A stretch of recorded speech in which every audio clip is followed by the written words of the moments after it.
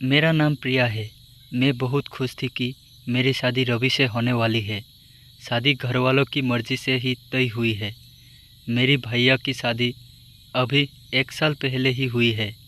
मेरी भाभी का नाम रचना है। मेरी भाभी बहुत सुंदर है, साथ ही बहुत हंसमुख है। हंसना और बातें करना उन्हें पसंद है। जब से भाभी घर आई है, घर में एक अलग ही माहौल रहता है।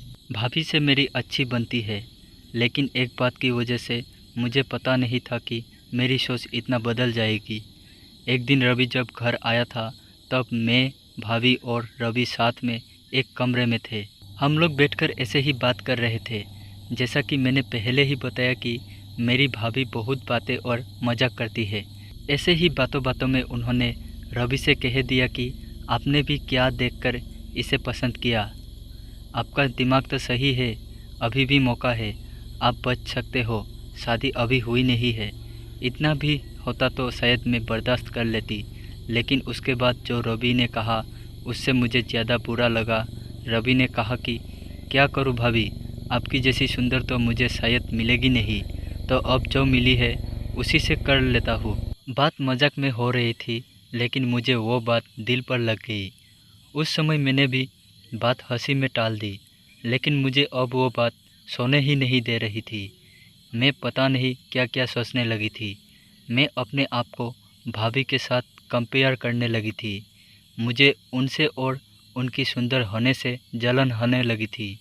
एक छोटी सी बात मेरे अंदर ये बदलाव ला सकती है, मैंने सोचा नहीं था। मैं उस बात का जवाब देना चाहती थी। मैं कुछ भी सोचने लगी थी। मैं सोच रही थी कि कैसे उन्हें भी मैं रुलाऊं। शादी की तैयारियों के साथ मेरा दिमाग भी कहीं और ही चलने लगी। एक दिन भाभी शॉपिंग करने मामी के साथ बाहर गई थी। घर में भैया थे। मैंने सोचा था कि भैया को कुछ ऐसा कहूँ जिससे इन दोनों के बीच में झगड़ा हो, थोड़ी कहा सुनी हो, भाभी थोड़ी परेशान हो। उस समय मैं बस इतना चाहती थी, लेकिन मुझे नहीं पता था कि मेरी उस बात से उन दोनों के बीच ज़िंदगी में जहर घुल जाएगा। भैया भाभी को फ़ोन लगाकर पूछ रहे हैं कि कब तक आओगी। भाभी ने कहा बस आ ही रही हूँ। भैया बोले कि पहले भी यही बोला था, अभी भी यही बोल रही हो, कब तक आओगी। मैंने उस बात को पकड़ लिया और भैया के फ़ोन रखने के बाद मैंने कहा कि खूबसूरत लड़के की बात का कोई भरोसा नहीं होता भैया। पता नहीं क्या क्या छुपाती है, क्या झूठ बोलती है। आखिर वो भाई तो मेरा ही था। उन्होंने भी मेरी इस बात को पकड़ लिया। पूछा क्यों, क्या बात कर रही है, तुझे कुछ पता चला क्या। मैंने जानबूझकर ऐसा दिखाया कि मैं कुछ जानती हूँ और उनसे छिपा रही हूँ। मैंने कहा नहीं कुछ नहीं, मैं तो बस ऐसे ही बोल रही थी। भैया ने फिर पूछा तो मैंने और ज़्यादा उन्हें परेशान किया। मुझे पता था कि वो जितना परेशान होंगे उतना ही भाभी भी होगी। मैंने उन्हें ऐसे ही कहा कि भैया मैं क्या बताऊँ, आप खुद समझदार है। वो बोले क्या मतलब, क्या बोलना चाहती है ठीक से बता। मैं अब क्या कहती, लेकिन अच्छा हुआ कि उसी समय भाभी और मामी वहाँ आ गए और बात टल गई। लेकिन मुझे बहुत खुशी हो रही थी कि मैंने अपना काम कर दिया। भैया उनके आते ही अपने कमरे में चले गए। बस मुझे अब भाभी का वैसा चेहरा देखना था जो मैं देखना चाहती थी। भाभी करीब 1 घंटे बाद जब कमरे से निकली तो उनका चेहरा बयान कर रहा था कि मैंने जो बोला है उसका असर हो रहा है। भैया का भी मुंह उतरा हुआ था। उस दिन से भाभी का बोलना और हंसना कम हो गया। भाभी का मुंह उतरा रहता था। मैं पता नहीं कैसे इतनी कठोर हो गई थी कि उनके आंसू से मुझे खुशी मिल रही थी। भैया और भाभी में सब कुछ ठीक नहीं है, इस बात का पता अब हमारे घर में सबको चल गया था। भाभी अब मुझसे भी बात नहीं कर रही थी, लेकिन मुझे बुरा नहीं लग रहा था। एक दिन भैया भाभी से किसी बात पर बिगड़ गए और सबके सामने उन्हें घर से जाने को कहने लगे। मम्मी और पापा ने कहा कि क्या हुआ, क्या बात कर रहा है, ऐसा क्या हुआ, लेकिन वो बोल कुछ नहीं रहे थे। भाभी को वो बात बहुत बुरी लगी और वो घर से जाने लगी। मम्मी ने कहा कि शादी सर पर है, ऐसे कहाँ जा रही हो। भैया बोले उसे जाना है तो जाने दो। भाभी मेरी तरफ देख रही थी, लेकिन मुझे ना बुरा लग रहा था, ना मैंने उन्हें रोका। भाभी अपने घर चली गई। घर में मम्मी, भैया और पापा को देखकर अब मुझे थोड़ा बुरा लगने लगा था, पर मैं अब कुछ नहीं कर सकती थी क्योंकि बात बहुत आगे निकल गई थी।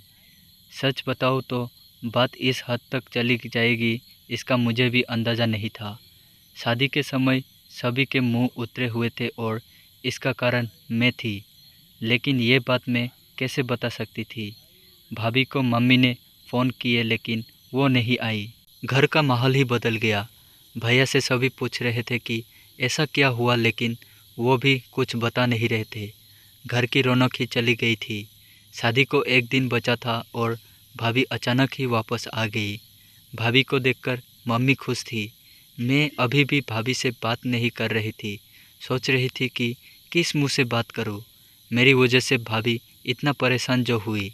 भाभी खुद ही मेरे पास आई। मैंने बोला, आप आ गई? वो बोली, हाँ। मैंने सोचा कि अगर मैं नहीं आती तो तुम्हें तैयार कौन करता। भाभी ने ऐसा कहा तो मैं रोने लगी। भाभी ने कहा कि मुझे तुम्हारे भैया की बातों का इतना बुरा नहीं लगा। ठेस तो मुझे तुमने पहुंचाई। मैं घर से भी तुम्हारी वजह से गई थी। मैंने सोचा था कि तुम मुझे फ़ोन करके बुलाओगी, लेकिन तुमने ऐसे नहीं किया।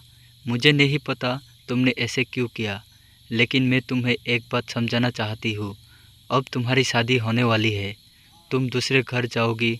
कुछ ऐसे मत करना जिससे बाद में तुम्हें पछतावा हो। मैंने भाभी को कहा कि मैं भैया को बता देती हूँ कि वो मजाक था। भाभी बोली, तुम उसकी चिंता मत करो। उन्हें अगर अपनी पत्नी पर विश्वास नहीं तो ये उसकी गलती है, तुम्हारी नहीं। मैं उनसे निपट लूँगी। शादी का समय है, तुम खुश रहो। भाभी के आते ही घर में रौनक आ गई। इस गलती ने मुझे बहुत कुछ सिखाया। मेरे अंदर की जलन और ईर्ष्या को ख़त्म कर दिया। मेरे अंदर एक डर पैदा कर दिया कि मैं कहीं गलती से भी किसी के साथ कुछ गलत ना कर दूँ। भाभी मेरी जैसी नहीं है। मुझे पता है वो भैया को भी संभाल लेगी। मैंने भाभी के साथ इतना कुछ किया, लेकिन उन्होंने अपना फ़र्ज़ नहीं भूला। ना ही ये बात बताया कि ये सब मेरी गलती है। ऐसे भाभी सभी को मिले। तो दोस्तों, आप लोगों को कहानी कैसी लगी कमेंट करके ज़रूर बताइए।